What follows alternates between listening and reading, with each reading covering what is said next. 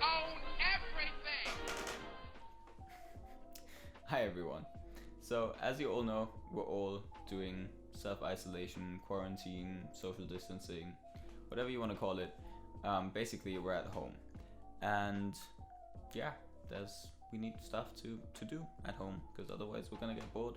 You don't want to do schoolwork all day, do you? But all jokes aside, this can be a really tough time, especially I think for the queer community, if you're stuck with parents who don't support you, or you're apart from everyone who you love and who can relate to you. That's like the big problem of being queer, I guess. So I thought I'd make a list with a couple of things that you can do to help show you that you're valid and that you're loved and supported by a wonderful community. And I'm as free as the wind that's blowing out on this beach. So let us start with books. I always had hopes of being a big star. The first book I have is called Aristotle and Dante Discover the Secrets of the Universe. It is a really sweet book about two boys. That's all I'm gonna say. Apart from this being a really adorable book, what's actually really great is that when you read like the cover and the content, the brief description of it, it doesn't say anything about it being queer. So apart from like the Stonewall award, and that's only, I guess, if you really know queer history. So if you want to ask your parents for this book, they will probably, I'm not guaranteeing anything, but they will most likely not find out that it's anything to do with the gays. You can ask them, and this is a really sweet book. The second book on my list is Note to Self by Connor Franta. He's one of my favorite YouTubers for sure, and his photography is just so beautiful, and his poems are also really nice and very thoughtful, and he basically writes about everything from love to depression to anxiety, all that sort of stuff, and it's all very, very personal and very relatable, I guess. So yeah, definitely go. Also, it's just such a pretty book, like, I have to say. The cover and everything, I love it. These are all the books I have for you. The next category is movies. O-P-U-L-E-N-C-E. All of the movies which are on my list today are kind of history related or like based on true stories. So the first one is called Boy Erased. It's about conversion therapy in the south of the United States. It has a great cast. It has Nicole Kidman, Russell Crowe, and my absolute favorite, Troye Sivan. It really made me think after watching it. And again, it's based on a true story, and that makes it all the more shocking and all the more horrible. But yeah, it's definitely something that I think everyone should have watched to understand what conversion therapy actually is and how harmful it can be. The second movie on the list, also history related, is called Stonewall. Now, if you don't know what the Stonewall Inn is, it's basically where the whole queer liberation movement started in the 1960s, beginning of the 1970s in New York. And it's a good kind of documentary-ish movie about the Stonewall riots, although it's a little bit whitewashed. Like, it's the white boy from Kentucky, I think, who comes and, leads everything, which isn't really how it happened.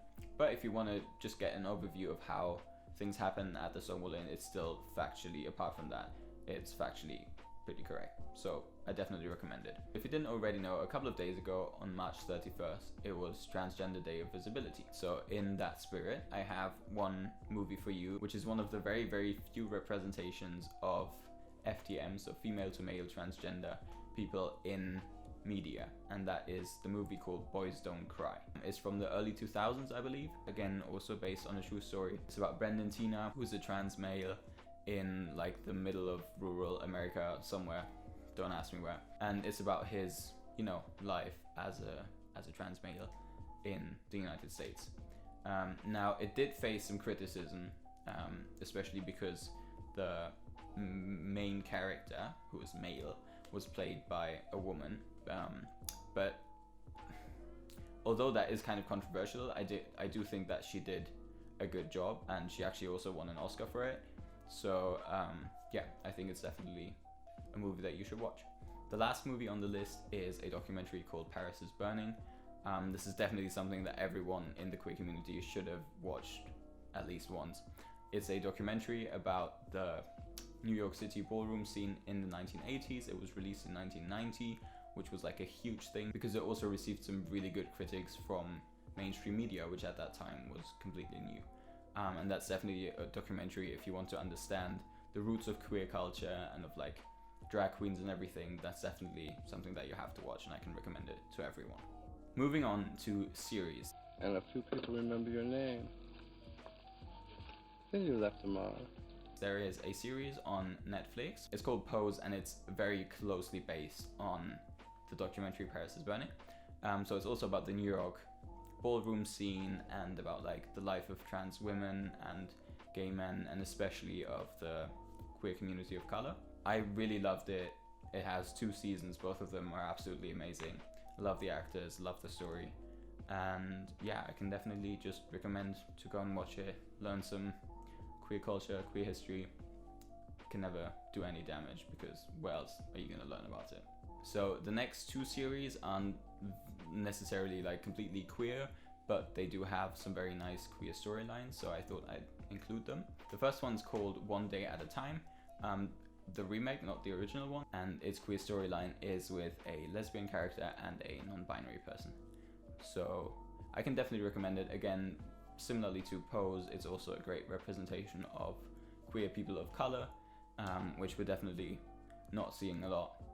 So definitely go watch that. It's not just really interesting, it's also absolutely hilarious. So I can definitely recommend that. The last show which is on my list is called Élite, and it's a Spanish show. It has 3 seasons, and it's all kind of revolves around a murder at the school that all of these students go to, and it also has some very nice queer storylines, so I definitely love it for that, and also for the other parts of it. Definitely, if you watch it, definitely watch it in Spanish with English subtitles, because it just takes away like all of the flavor. Where's the flavor? Finally on my list, we have some music. If you shoot an arrow and it goes real high, hooray for you.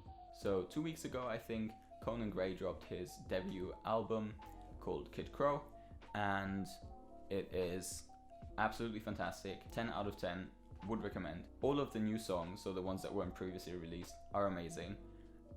The one which I like the most is Heather, because, you know.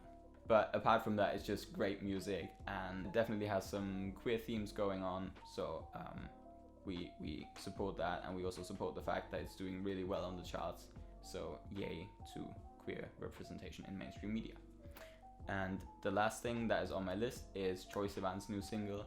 Now, Troye Sivan's obviously our very beloved LGBT icon, and he just dropped his new single, which I can definitely recommend. I've listened to it a couple of times, and it's really good music. Last but not least, I think the queerest, best thing that you can do right now is to check up on your friends. Whether they're in a situation with unsupportive parents or just generally struggling with, you know, loneliness, all that sort of thing. Definitely go give them a call, FaceTime them, Skype them, Zoom them, whatever, just to make sure that they're doing all right. And even though this may seem, there's not really an end to this, right? There's not a fixed date at least, but it will end obviously at some point. And we have to make it through that and make sure that everyone else does too, because we're kind of in this together, aren't we? So I hope this list has given you some things that you haven't already known, which you can now watch, listen to, read, do, to make your loneliness a little queerer, I guess. All right, see you soon, and